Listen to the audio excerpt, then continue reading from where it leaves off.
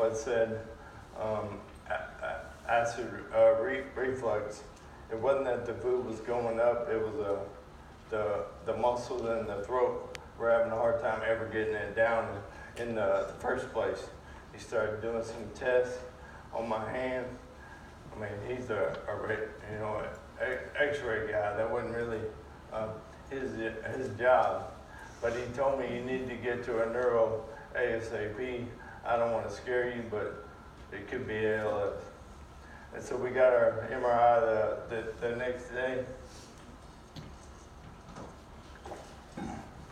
And by December 18th, we had been to UT Southwestern, and they confirmed that it was ALS. At that point, I had done my research. I knew there wasn't, any cure. Nobody had ever beat it. All those things. So the first few days were rough. I never said why on one time.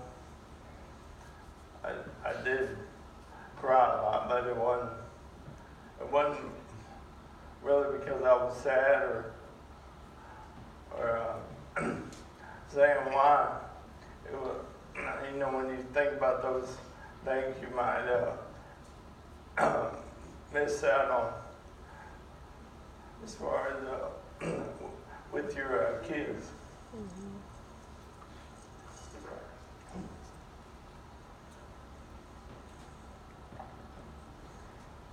But we started receiving overwhelming love and support, and all I could think about was 1 Thessalonians 5:16 through 18. That was always one of my favorites because it tells you what God's will for you is. And growing up, obviously I wanted to know what God's will is. So it's right there in a nutshell for you. So I've always loved it. It's got to be simple for me to understand. It goes like this: rejoice always, pray constantly, give thanks in all circumstances, for this is God's will for you. And so that's all I can think about. That's why I never said why, because I remembered that scripture. I knew something good was going to come. Obviously, for a couple of days, it was kind of tough. But I have a prayer journal where I write down my prayers after I read for the day, and when I read, I pick out my favorite scripture so I can work on memorizing those. I want Val to come up and read December 18th, the day I found out, and December 21st. December 18th, found out about ALS. December 21st, I started living again.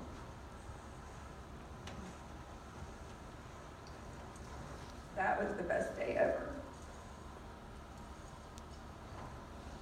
I laid in bed as long as I could, and finally I got up at 3:42 a.m.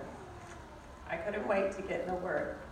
My prayer was, "Dear Lord, give me opportunities to speak boldly and serve you today. Show me opportunities to serve others today. I'm not worried about the past or the future. I'm ready to serve you today. Give my wife peace and give us strength to be the best team for you and for our family today.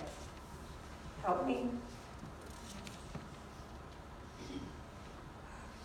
raise my kids up in the training of the Lord. I pray for their salvation as soon as possible. I pray for strong Christian men to come into faith in Blakely's life. Men who will cherish them and love them as Christ loved the church. I pray for a strong Christian woman to come into Trey's life. A woman who will love and respect him, and a love that will grow amongst them every day. I love you, Lord. Amen.